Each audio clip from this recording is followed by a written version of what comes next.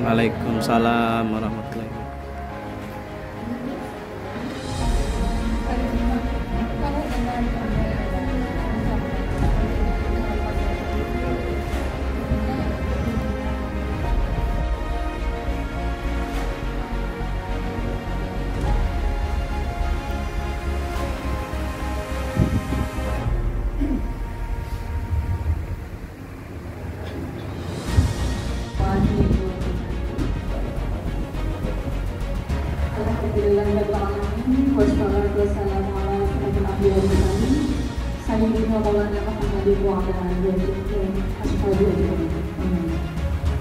Yang terhormat Kepala UPD Bapak Kades Eri Suhartono, yang terhormat Bapak Kasih Kulum Dinas Pendidikan Kabupaten Bangkalan Bapak Esman Irianto MPD, serta Bapak Ibu Guru yang berbahagia. Alhamdulillah hari ini sholawat dan salam senantiasa tercurahkan kepada junjungan kita Musa Muhammad Sallallahu Alaihi Wasallam. Bapak Ibu Guru, adapun susunan acara pada hari ini, yakni yang pertama adalah sambutan, yang kedua adalah sambutan, serta yang ketiga adalah acara inti berupa nasihat, penguatan asesmen dan pembelajaran pada kurikulum. Menginjak pada acara yang pertama, yakni pembukaan.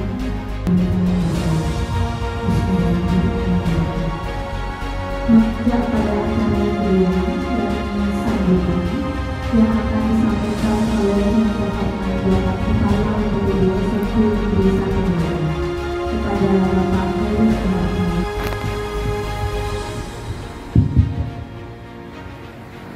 Assalamualaikum warahmatullahi wabarakatuh. Yang terhormat Bapak Islam Irianto selaku Kasih Kurikulum Bidang Pembinaan SMP Dinas Pendidikan Kabupaten Bangkalan, yang saya hormati wakil saya Bapak Arifin SPD, yang saya hormati Bapak Ibu Guru, Bapak Ibu Guru hebat di kelas 7,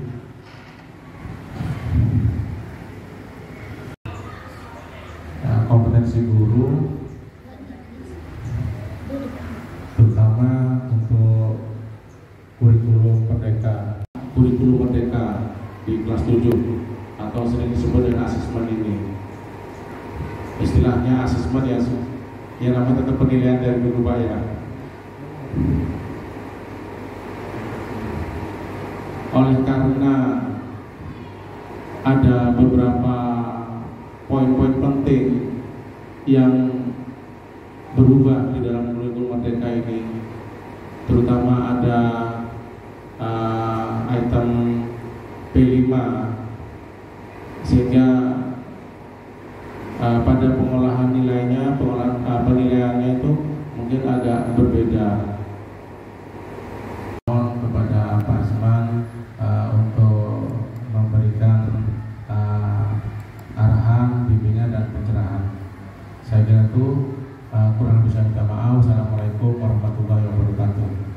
Meluruskan kembali atau menyamakan perspektif tentang kurikulum merdeka, mohon arahan dan bimbingannya kepada Bapak Esman Irianto. Menginjak pada acara inti dan pembelajaran berdiferensiasi pada kurikulum merdeka, kepada yang terhormat Bapak Esman Irianto kami persilakan.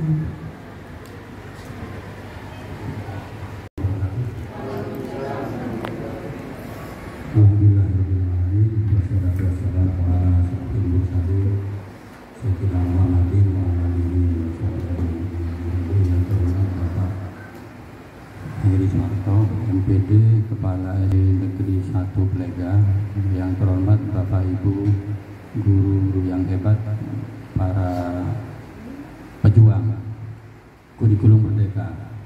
Kalau sekarang diakses, terutama kalau ada guru yang baru lulus dari topik di PMM itu akan berubah meningkat kira-kira begitu. Jadi terus dinamis Bapak Ibu. Ini juga nanti ketika kita akreditasi itu 90% data diambil dari raport sekolah. Mesti sosialisasi PMM. Kalau sekolah terutama yang UKM nggak ada perkembangan, pasti saya datangi. Kenapa? Kesulitannya apa? Kok belum mengakses video sama sekali? Aktif sudah semua sudah aktif PMM-nya, sudah login.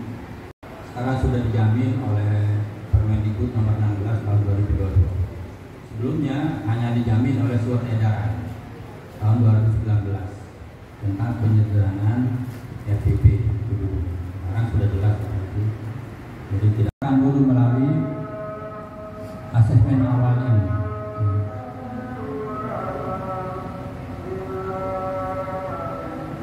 Nah, Bapak Ibu kan sudah mengenal ini ya, macam-macam diferensiasi.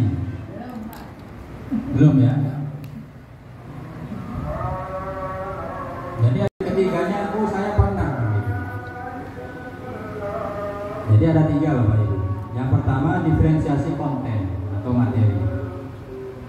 Ketika kita tadi melakukan persepsi di awal pelajaran, kita tahu sebelah sini ini siap ini anak ini, sebelah sini nggak begitu siap, sebelah sana pengetahuannya masih di bawah yang lain.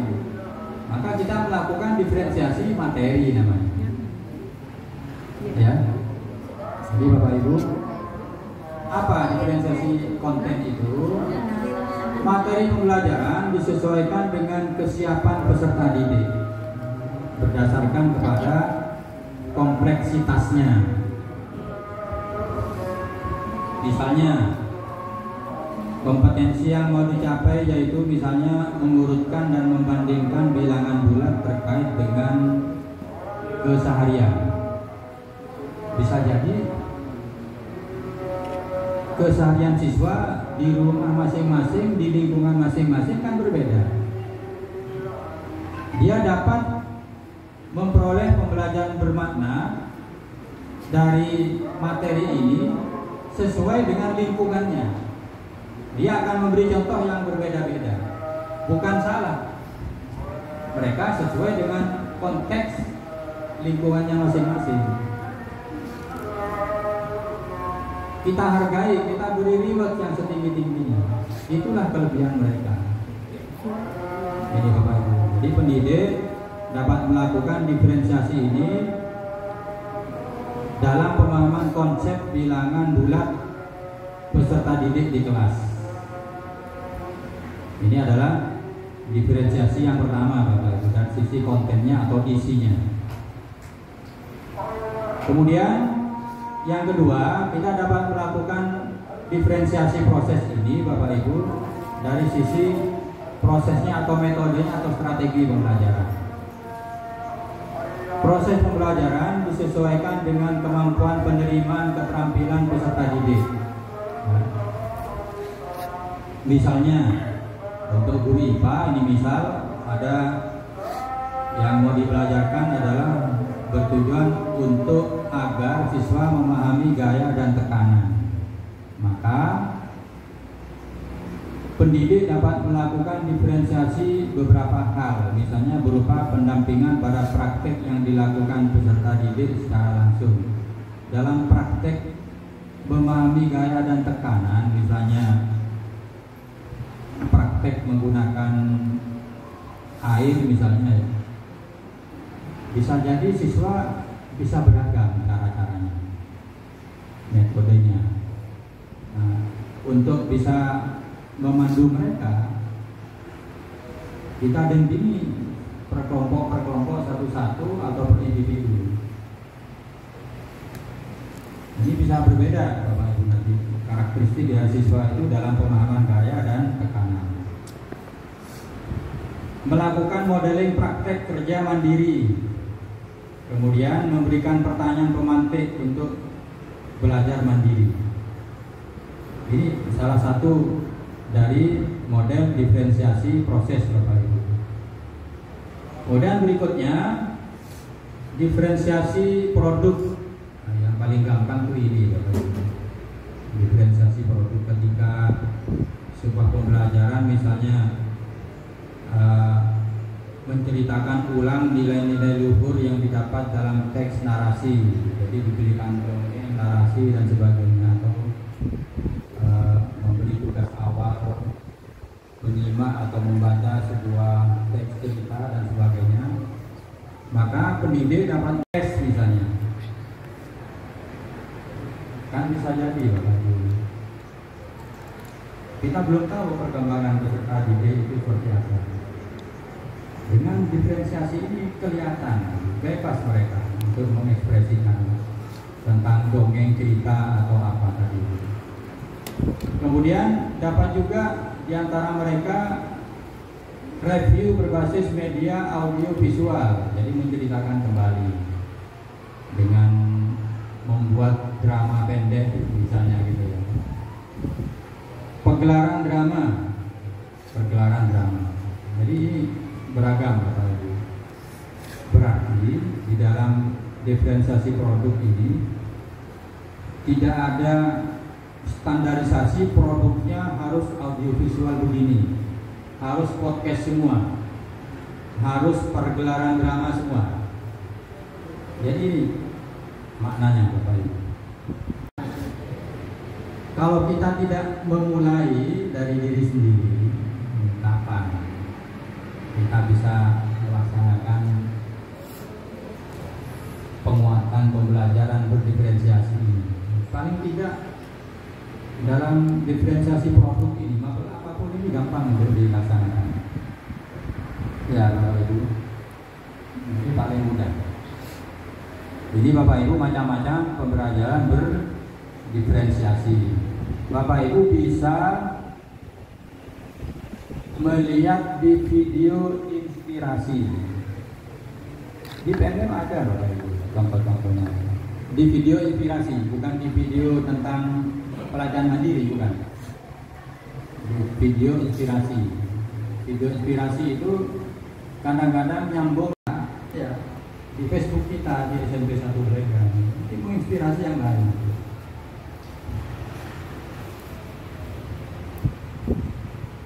Sudah menimbulkan inspirasi Pak ya. Oh ya, nanti saya akan begini. Ternyata luas untuk berinspirasi, untuk menginspirasi. Jadi hal kecil yang sudah kita lakukan jadi Bapak Ibu, kita harus menggeser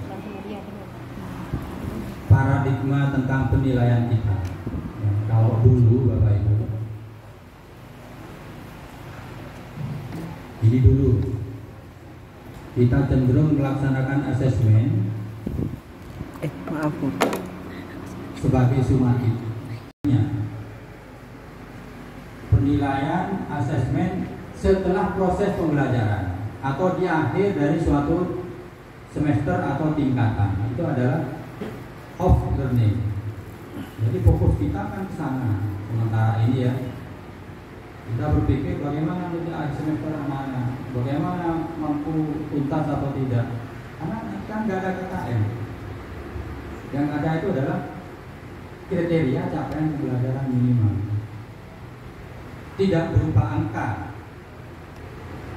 tetapi berupa deskripsi. Di KKM nanti ini, sekarang ini berupa deskripsi. Walaupun angka, tapi angka itu berupa interval, ya, rentangan tertentu. Kita kan perlu belajar, ya memang belajar. Kita assessment as learning dan assessment for learning harus lebih banyak. Masih perlu memang assessment of learningnya, masih perlu. Kenapa? Karena kita akan mengukur siswa itu tercapai atau tidak, ya, naik atau tidak, kan gitu. Ujung dari suatu siklus atau kelas atau siklus pembelajaran dalam bentuk pertengahan tahun atau semester, kan begitu.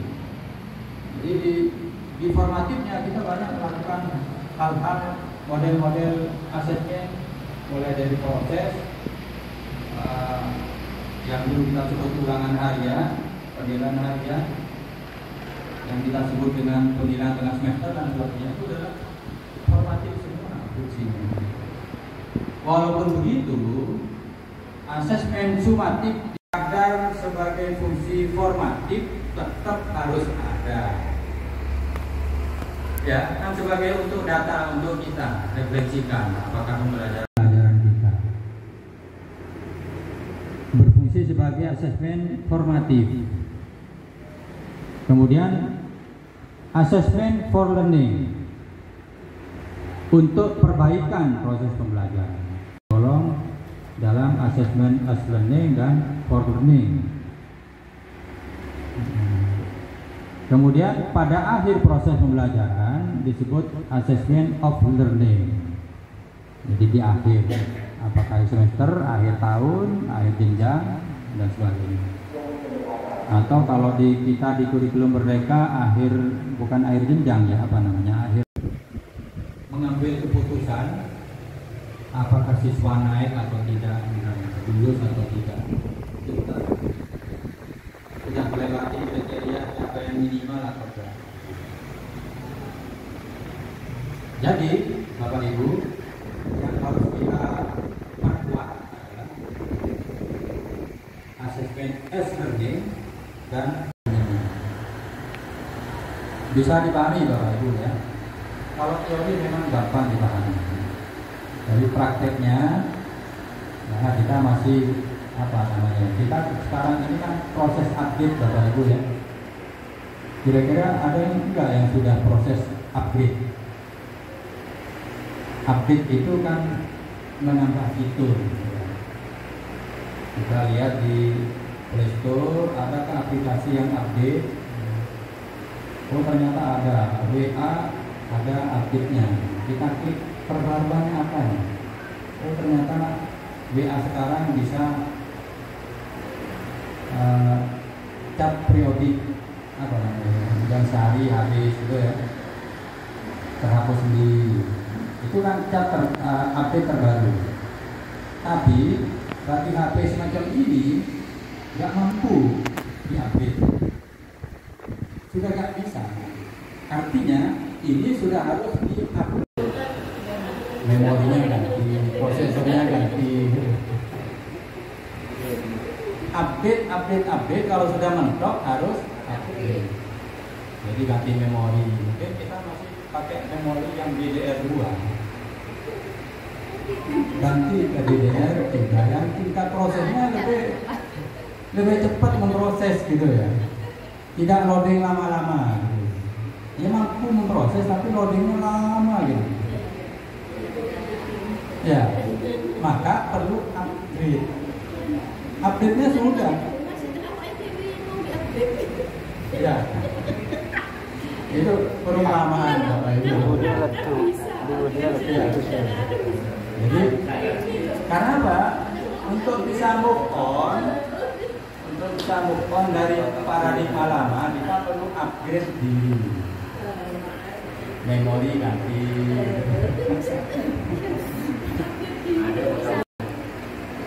Jadi kalau saya karena hobi komputer juga Bapak Ibu ya. Jadi di awal-awal dulu masih Pentium 1, Pentium 2. Jadi masih saya simpan yang lama itu. Tapi untuk menjadi bukan untuk dipakai lagi, tapi supaya menjadi kenangan. Jadi MB-nya itu masih tersimpan. Nah, kebetulan anak saya itu jurusan komputer gitu ya, menjadi bahan untuk dia. Jadi sampai ke disket. Nah, sekarang mana kenal disket?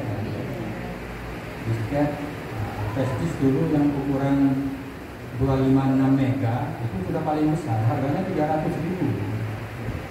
Itu dulu tahun-tahun 2000-an. Jadi DDR yang sudah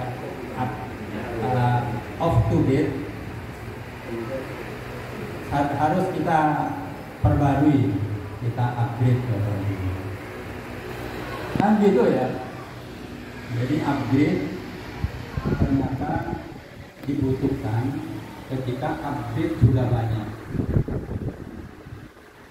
Prosesor mungkin supaya tampilan itu lebih bagus, tetap proses penampilan gambar, maka predikat kayak apa kita tampilkan saja.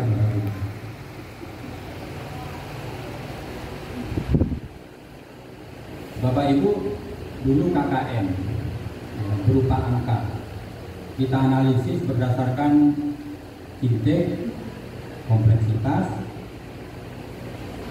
satunya apa? Daya dukung. Daya dukung, kompleksitas, intake, kompleksitas, daya dukung.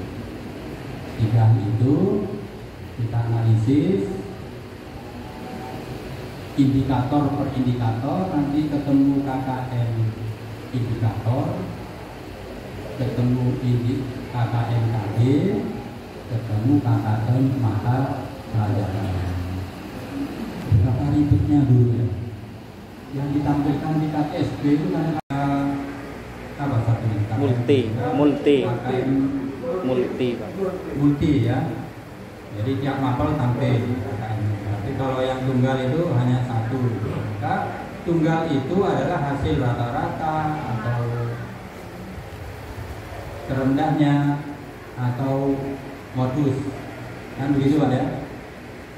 Jadi memang ribet kurikulum lama. Sudah dianalisis oleh Kementerian oleh Balitbang sudah sejak lama memang perencanaan untuk merombak itu sudah lama, tapi kendalanya adalah perundangannya. Ketika tahun 2019 kebijakan Merdeka Belajar 4 aspek, ya, salah satunya penyederhanaan RPP, itu sebetulnya bertentangan dengan Permendikbud tentang syarat proses. Karena Permendikbud tentang syarat proses tahun 2006 dengan 2016 itu masih 13 unsur, tapi hanya oleh surat edaran menteri itu dirubah. Itu kebijakan namanya, terobosan Bapak.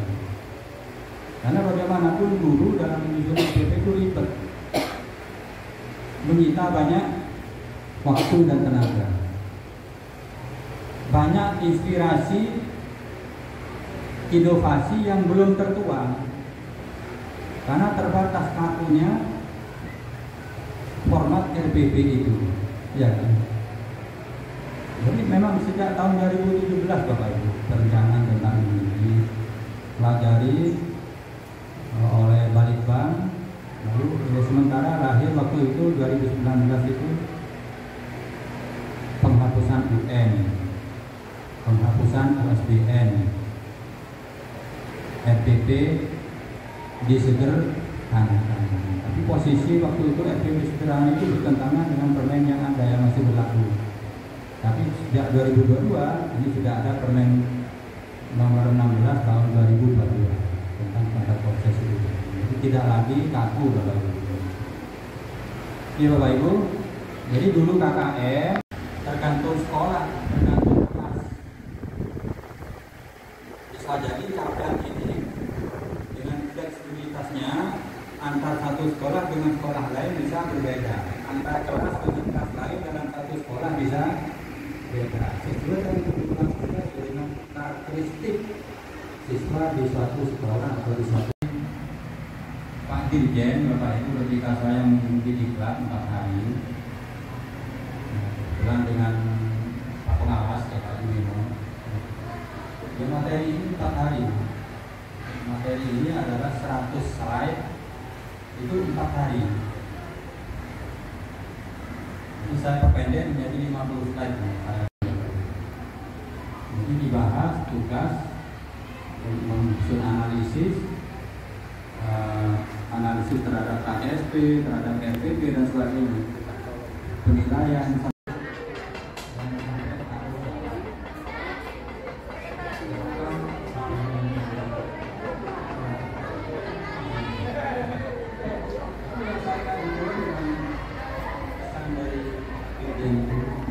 Jangan sampai sekolah takut salah melaksanakan kurikulum, karena masih dalam pembuatan kurikulum. paling berjasa nanti ketika tahun dari PSP nanti yang penerapannya, implementasinya itu dipelajari plus minusnya gitu. Contoh dari KKN ya, kalau dulu KKN bisa menggunakan rubrik seperti itu. Jadi ada contohnya sudah ada nih, silakan baru tadi di PMM nya ada ya. Jadi bisa kita adopsi dan modifikasi untuk kita. Jadi ini untuk mapel bahasa Indonesia ya. Jadi misalnya di sini tentang penulisan tanda baca dan huruf kapital untuk menulis, praktek menulis. Jadi ketika kategorinya dalam taraf baru berkembang, siswa belum menggunakan tanda baca dan huruf kapital, sebagian besar tidak digunakan secara tepat. Kausalitas yang logis serta dengan argumen yang logis sehingga dapat meyakinkan pembaca. Jadi kita yang harus paham dalam memberikan keputusan nilai apakah masuk kriteria 0, 40, 41, 70 atau 71, 100, masing-masing guru bisa beda, ya kan? Yang kategorinya sampai 40 itu kira-kira yang seperti apa?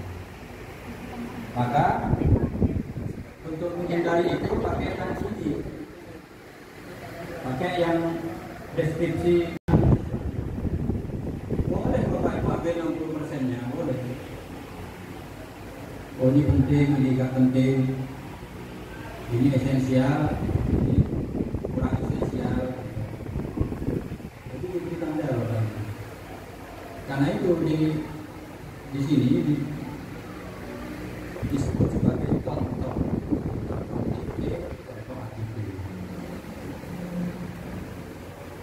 Apalagi kita kan terbatas dalam melaksanakan pembelajaran reguler.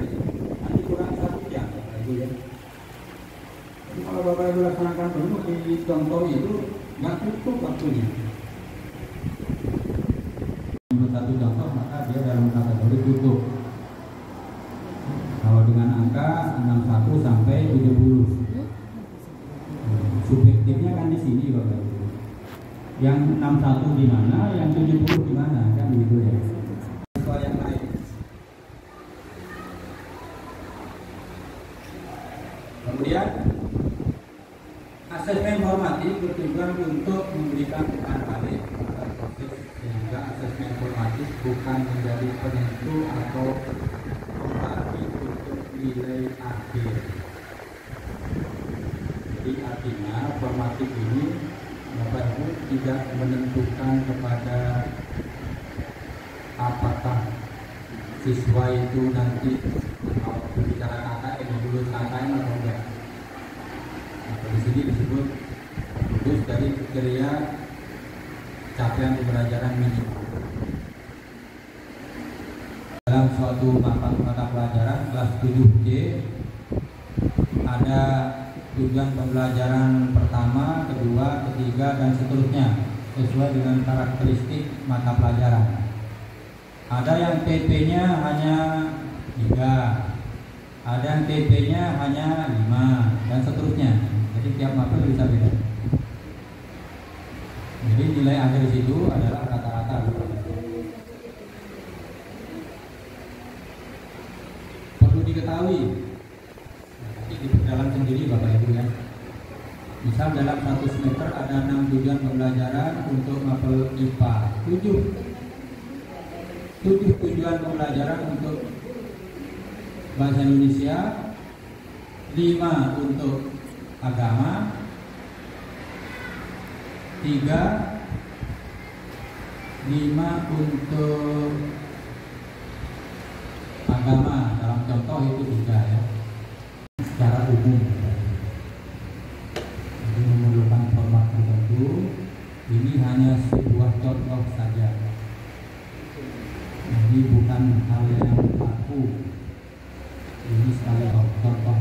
bisa dimodifikasi sesuai dengan kreasi Bapak Ibu, sesuai dengan kebutuhan, sesuai dengan sifat fleksibilitas tadi.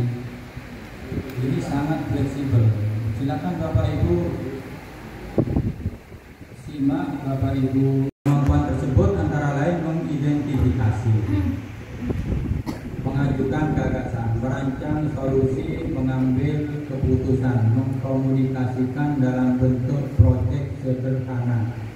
Ini adalah apa ini? Kan KKM-nya ya. Ini kan KCP ya. Kan targetnya ini.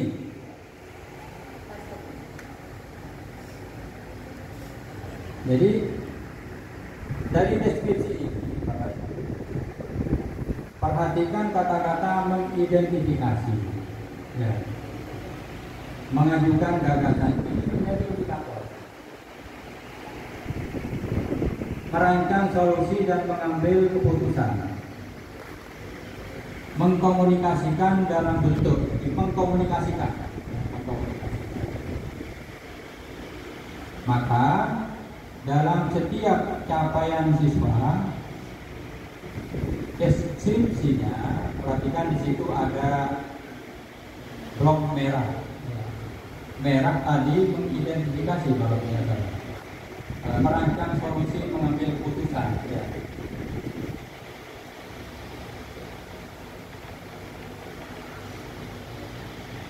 Sudah sedikit terbuka ya. Sedikit ya, bagaimana sebuah KP, bolehlah ini disebut KCP, kriterianya itu ya kan. Dari sini dapat kita ambil indikator. Indikatornya adalah mengidentifikasi, mengajukan gagasan, merancang solusi, mengambil keputusan, mengkomunikasikan. Indikatornya itu diberi garis bawah, diberi stabilo, diberi blok yang berwarna untuk memudahkan kita. Apa ada indikator yang tertinggal Bapak Ibu dari sini? Nggak ada ya. Pada evaluasi peserta ini memiliki kemampuan untuk merespon. Kalau merespon isu global, berperan aktif, semakin lebih jelas ya.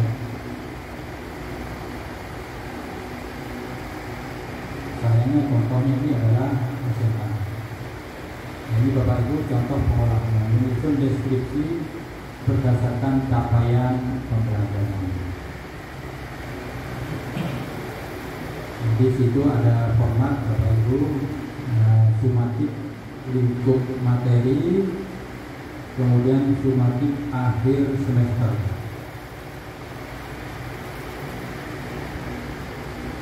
Ada sumatif lingkup materi terdiri dari ini mata pelajaran apa ini? IPA Bapak Ibu. Diskusi konferensi dan seterusnya bisa berkali-kali. Jadi antar guru mapel sudah terjalin komunikasi yang kompak yang mungkin secara rutin dilaksanakan, komunikasikan kualitas ya. Jadi nanti bisa komunikasikan itu. Jadi tidak hanya nilai rapot saja yang mau diolah itu, tapi juga portofolio, diskusi atau konferensi antar guru mapel. Portofolio ini bisa berupa foto, video, infografis, proses poster, atau karya apapun yang bukan merupakan gambar soal jawaban. Jadi melengkapi rapor. Ini melengkapi rapor untuk dilaporkan ke orang tua. Apapun hasilnya itu harus memperoleh suatu minat dari siswa, dan itu kelebihan-kelebihan yang dimiliki oleh siswa.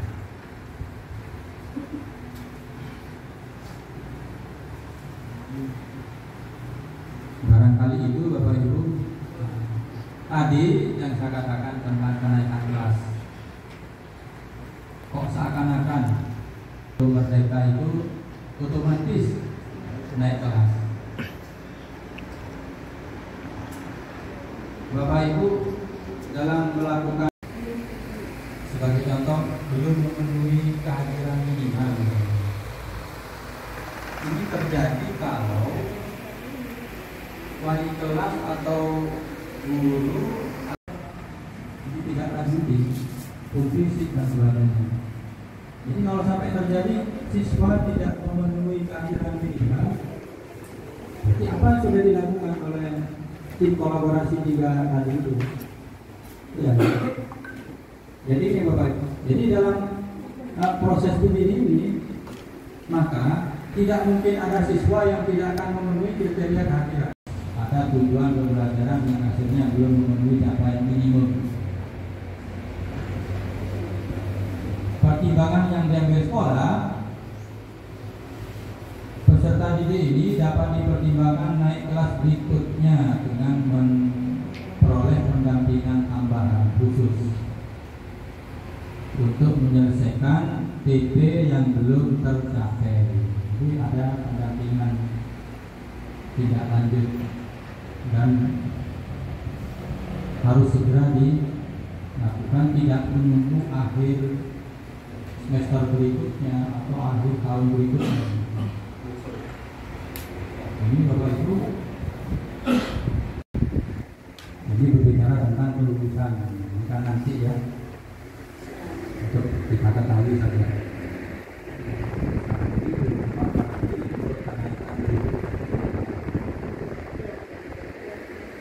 Jadi kelas 7 ini adalah nanti bagaimana kita mengolah rapor untuk sebagai laporan kepada dan juga ada rapor kita nanti pertama versi kurikulum merdeka.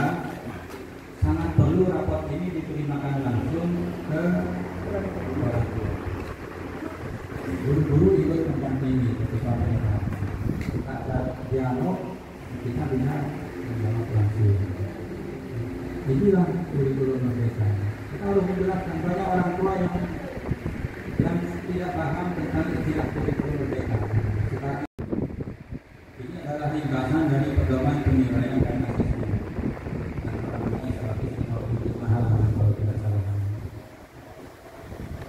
Kalau Bapak Ibu ingin lulus sebagai pada topik asesmen, juga ada topik di PNM, bisa Bapak Ibu ikuti. Ada beberapa modul di situ. Terserah videonya mau didengarkan atau videonya mau ditonton. Yang jelas Bapak Ibu, setelah nonton video, tahapan berikutnya dari pelatihan mandiri dalam sebuah modul itu adalah latihan pemahaman. Ya, setelah latihan pemahaman, video lagi. Kalau videonya ada 2. Setelah selesai video keduanya apa? Refleksi dulu ya. Refleksi itu pemahaman kita terhadap video itu apa? Kita tuangkan, kita deskripsikan, singkat refleksi kita. Atau kita setelah memahami itu, saya akan begini, saya akan begitu. Itu refleksi namanya. Kemudian apa lagi? Post test. Setelah post test, sehingga dapat piagam. Yang dapat piagam adalah para guru nanti langsung dari Dirjen GTK, langsung dari pusat ya. Sekian jam, tapi ini adalah sekilas saja dari implementasi kurikulum merdeka. Karena aspek-aspek dari kurikulum merdeka ini masih sangat banyak yang harus kita pelajari. Ini adalah sedikit saja. Bapak Ibu lah yang nanti akan banyak melaksanakannya. Teori memang gampang, tapi prakteknya lah yang akan berperan utama di dalam pelaksanaan kurikulum merdeka yang berhasil sukses. Kemudian tujuan-tujuan dari program PSP juga tergantung kepada implementasi maksimal optimal dari kurikulum merdeka. Saya kira demikian Bapak Ibu. Dari saya, semoga Bapak Ibu tetap di dalam koridor semangat untuk melanjutkan kurikulum Merdeka Belajar, kemudian sukses mencapai tujuan 1 atau 2 langkah lebih maju pembelajaran yang berpusat pada mahasiswa di program sekolah penggerak. Itu yang dapat saya sampaikan, kurang lebih mohon maaf. Wabillahi taufiq wal hidayah. Assalamualaikum warahmatullahi wabarakatuh.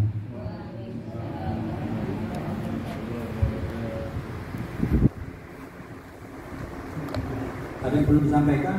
Enggak, Bapak Ibu, silakan.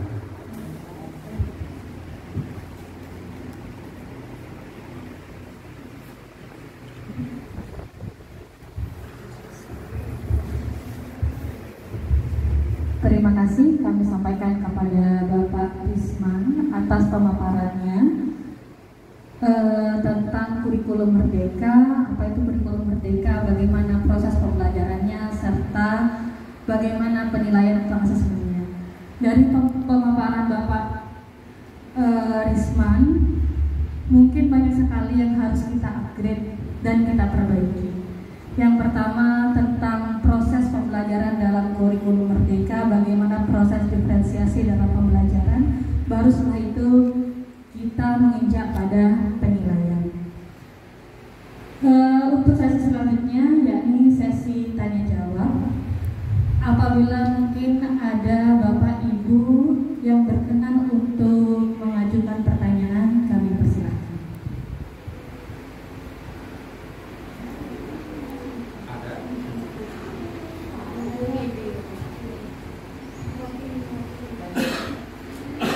Bismillahirrahmanirrahim.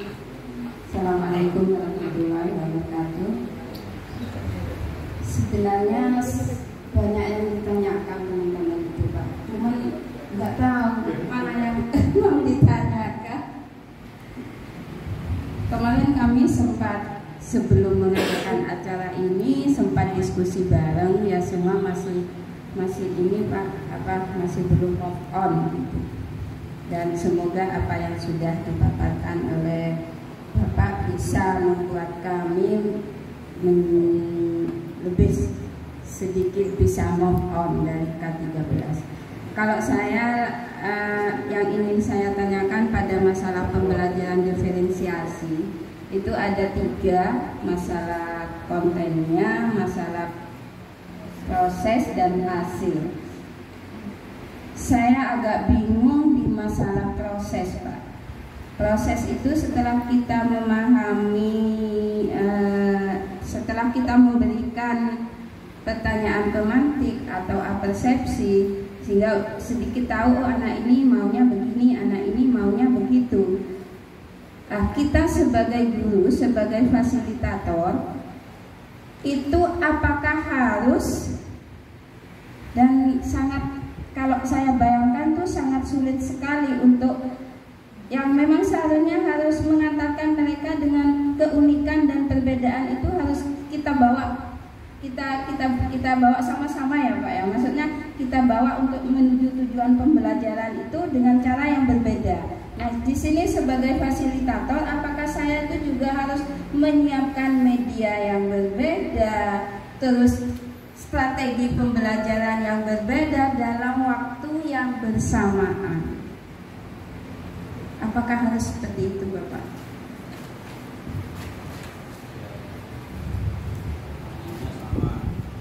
Yang lain barangkali ya. Baik Bapak Ibu,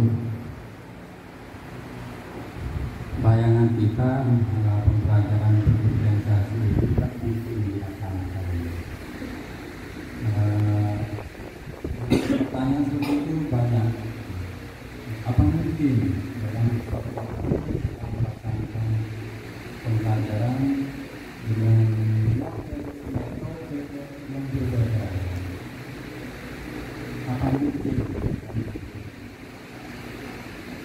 mungkin kita mampu menyiapkan media yang berbeda-beda?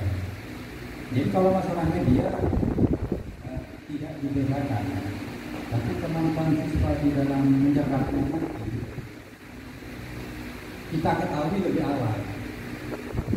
Kalau siswa-siswa sana ini mungkin tidak akan. Kalau sebelah sini mungkin lebih dari yang saya berikan. Yang sebelah sini mungkin ya bisa mencapai secara optimal. Jadi kalau pertanyaannya menyiapkan media yang beragam, tidak perlu saya kira. Bukan berarti yang sebelah sana medianya ini, sebelah sana medianya ini. Itu medianya sendiri.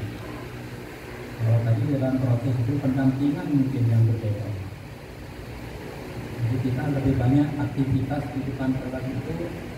Di kelas itu tidak hanya di depan kelas, tetapi kita ada di mana-mana gitu. Dan suasana kelas tidak lagi harus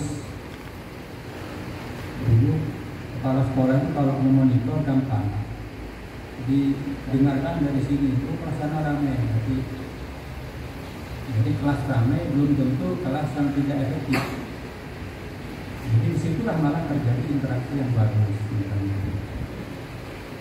Jadi masalah alat pembelajaran, media itu tetap sama, seperti itu ya, tetap sama.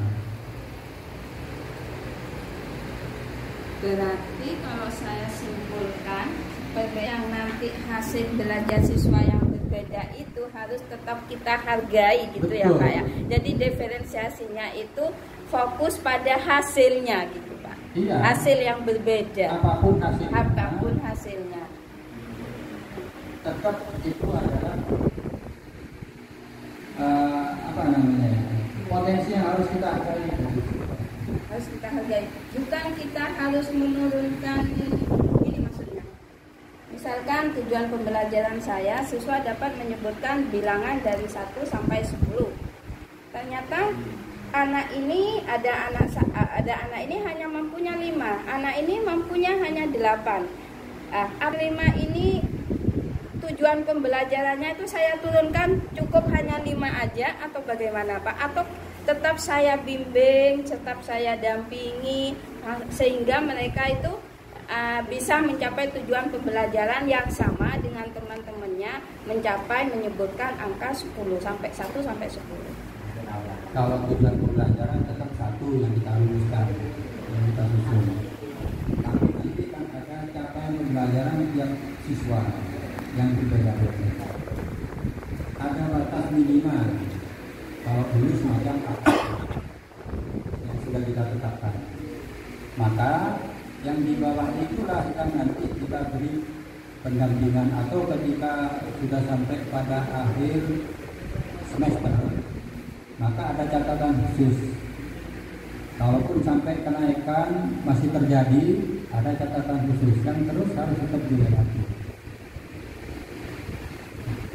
Apapun hasil dari capaian belajar siswa tetap harus dihargai. Tapi tetap ada upaya dari guru untuk adanya agar siswa dapat mampu melewati kriteria. Artinya Bapak Ibu, kriteria minimal nanti adalah sesuai dengan capaian siswa yang minimal.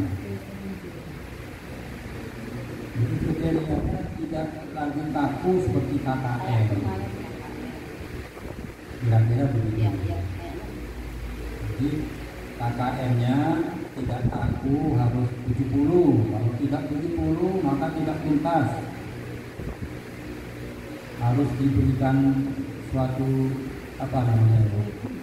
bagi siswa semacam hukuman secara tidak langsung, ya kan? Itu yang nggak boleh.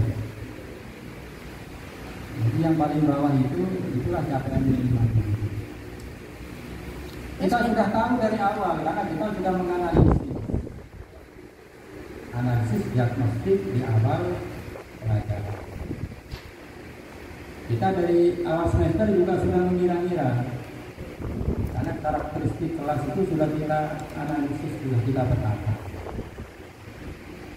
Makanya perlunya kita Bapak Ibu menganalisis TP dan ATP disesuaikan dengan kondisi asli siswa atau komunitas siswa di kelas supaya tidak terlalu tinggi. Jadi perlu dianalisis lebih awal. Itulah, jadi tadi itu fungsi analisis diagnostiknya yang harus dioptimalkan supaya siswa tidak terlalu rendah, tidak terlalu tinggi. Penetapan jangka pembelajaran oleh guru atau tidak. Apakah kita sudah melakukan analisis diagnostik ini? Kalau yang non kognitifnya sudah Pak. Alhamdulillah kami sudah dibukukan. Sekali. Nih.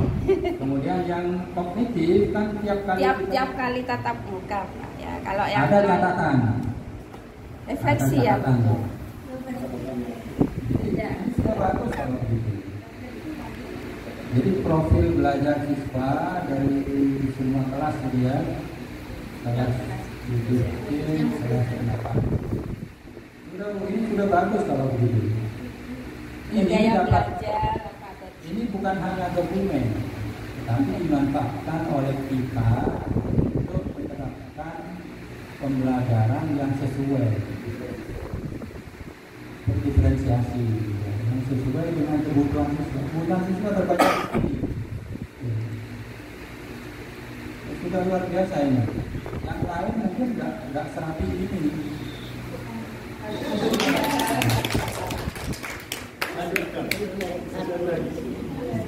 Ya, jadi menjadi dokumen tetapi harus bisa dimanfaatkan. Sulit melaksanakan ini, tapi di sini mampu. Saya kira itu ya, yakin Bapak Ibu, yakin bisa. Terus untuk KKTP itu Pak, tahun itu KKM itu kan diminta ya, mana analisis KKM-nya. Nah, sekarang untuk KKTP apa perlu buat seperti itu Pak? Mengingatkan KKTP-nya ini kan tiap TP Pak ya. Kalau misalkan Tidak perlu Pak ya. Dibuat kan nanti kenapa dibuatnya nanti itu karena lebih panjang lebar dari KKM malah. Nah, makanya itu sudah melekat pada TP dan ATP yang sudah dianalisis oleh Bapak Ibu. jadi bisa langsung pakai rubrik tadi itu Bisa, Pak ya. ya itu sudah merupakan ya. Cara dari masing-masing teman-teman bisa dianggap itu salah, yang itu benar gitu ya. Jadi semuanya benar. Jadi kita yakin Bapak Ibu bahwa sudah perlu untuk melupakan move on dari yang lama dan kita melaksanakan dengan versi yang baru, dengan paradigma baru. Kita berdiri di kelas menjadi baru, menjadi sesuatu sosok yang baru. Coba Bapak Ibu bayangkan berdiri di kelas 7 dengan kelas 8 sudah beda sekarang. Beda Pak. Ya. Beda. Kalau sudah merasakan seperti itu, maka Bapak Ibu sudah paradigma baru. Materi misalnya kayak sekarang bahasa Inggris apa? Itu ya, bahasa Inggris kan masuk ya. Apakah dia punya penilaian sendiri atau cukup fokus pada elemen-elemen itu Pak? Kalau yang saya pahami dari panduan penilaian Elemennya ada dia. ada 2. Untuk yang sekarang ada 2 dan apa cukup 2 elemen itu aja? Ya, ada 2 ya. Yang dinilai. Jadi tidak perlu ada tiap mapel itu punya penilaian sendiri enggak ya Pak? Ditentukan gitu maksudnya. Milih. Satu tema terlibat beberapa mata Pelajaran. Yang mata pelajaran terbebani atau bukan terbebani ya. Dia Include. melibatkan di dalam Salah tema satu. itu dari elemen tertentu dari P5 ya kan. Maka guru mapan ini fokus pada elemen yang dimaksud dalam penilaian. Walaupun nanti penilaian secara keseluruhan nanti kolaboratif untuk nilai akhirnya merupakan hasil dari diskusi kolaborasi antar semuanya untuk penilaian akhir. Tetapi untuk masing-masing penilaian elemen itu bertanggung jawab oleh guru mapel yang bersangkutan. PKN, elemen yang ada di situ dari sebuah tema atau misalnya ya. Maka dari sisi gotong royong itu yang perlu dikembangkan penilaian. Kira-kira begitu Bapak Ibu. Supaya tidak meluas. Ya, tapi kan tetap maju pada elemen Betul. di Pancasilanya, tidak pada elemen mapel Pak ya. Iya. Makanya ketika sebuah tema itu dilaksanakan kegiatan P5-nya di akhir, itu akan banyak momen-momen yang nggak nyantol dengan materi tujuan mapel yang sedang berjalan. Dipahami maksudnya Bu ya? Ada elemen dari sebuah tema yang mestinya momennya itu ada di PP beberapa gitu ya, tapi terpenting. Jadi seperti yang dipesankan oleh Pak Dirjen SMP, jangan sampai menyalahkan guru atau sekolah dalam pelaksanaan tugas. Tidak relevan, silahkan laksanakan sesuai dengan pemahaman.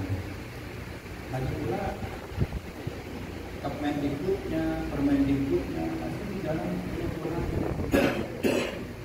Kemendikbud saja dalam beberapa bulan kan sudah berubah. Jadi yang 52 menjadi 22, 262. Undang-undang Sisdiknas kan sudah ditutup. Yang katanya tidak ada pasal tentang kesejahteraan guru, ternyata sebetulnya ada, malah lebih dihargai.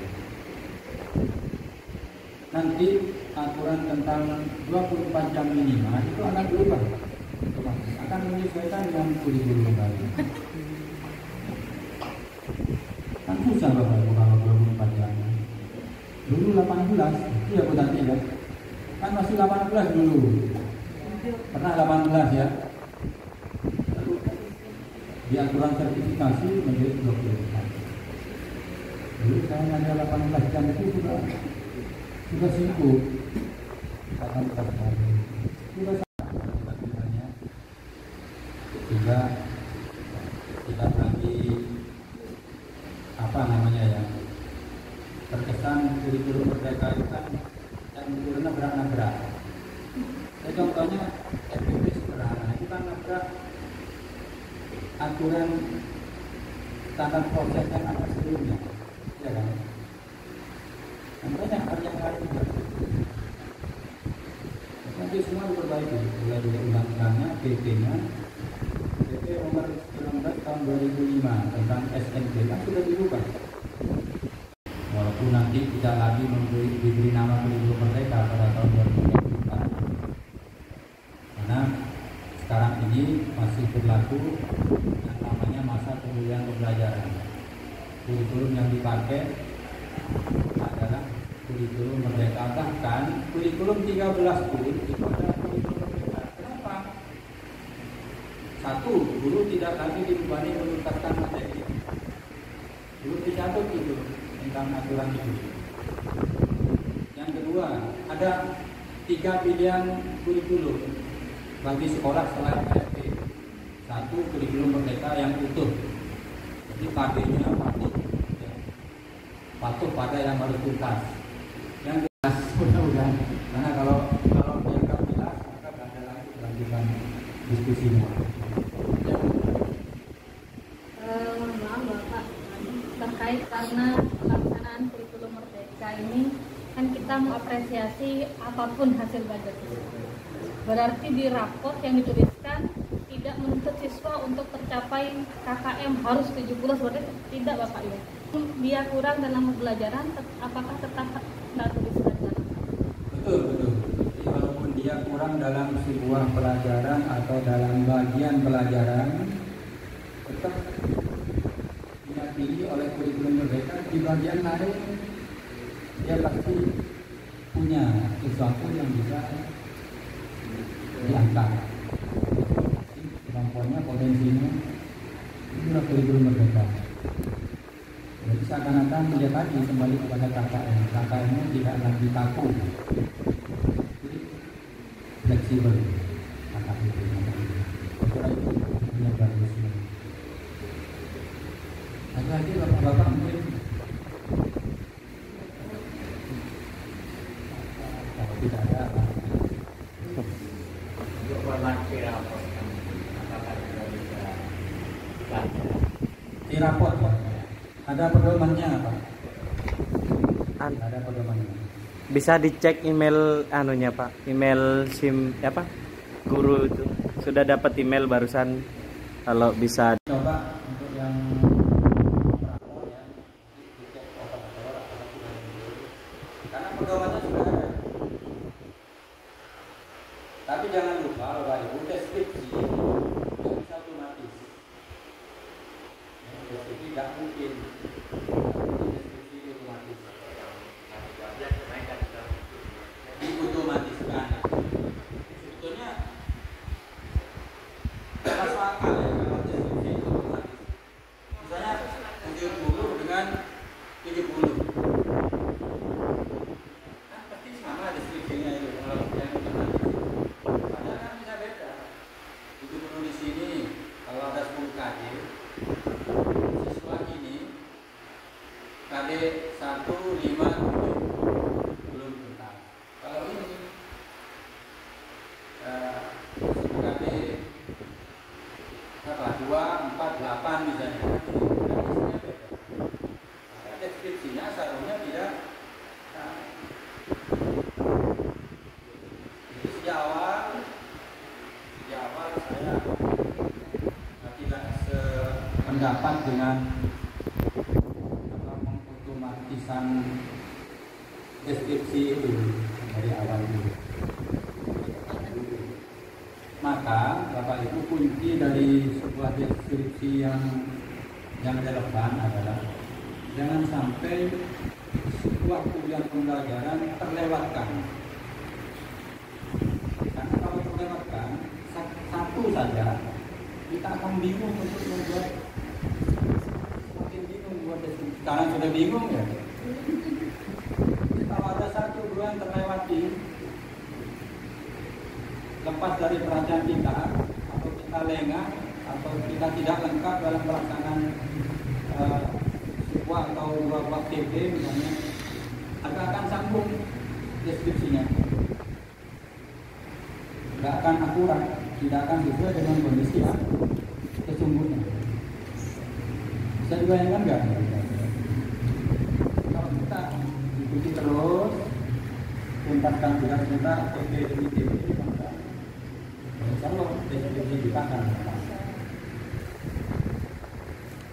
Sebenarnya demikian Bapak Ibu, kalau sudah ada. Saya tadi malam sudah menunjuk pedoman, jadi saya kirim ya pedoman yang untuk rapor tadi itu.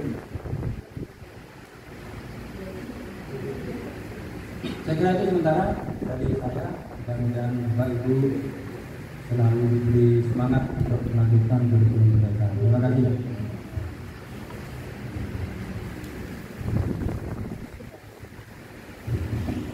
Terima kasih kami sampaikan kepada Bapak Desman Irianto atas pemaparan dan arahan yang sudah diberikan terhadap kami dalam penerapan kurikulum.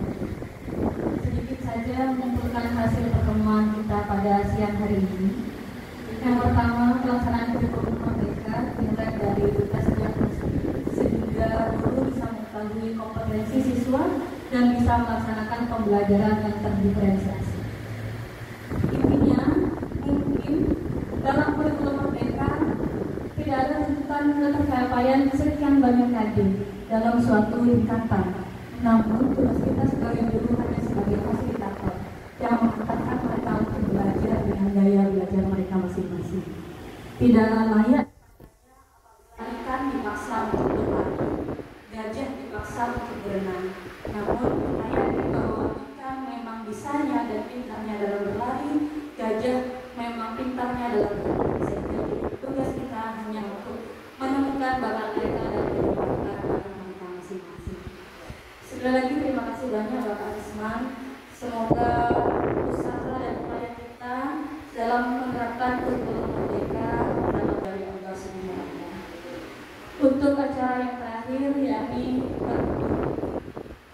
yang akan ditutup dengan doa pada yang terhormat Bapak Ahmad Taufik, kami persilahkan.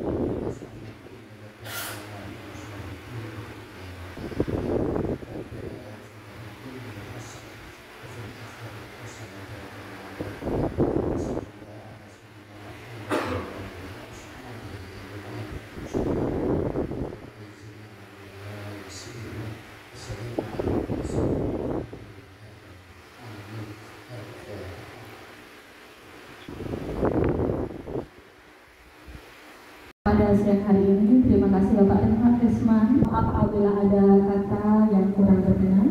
Wabillahi taufiq wal hidayah. Wassalamualaikum warahmatullahi wabarakatuh.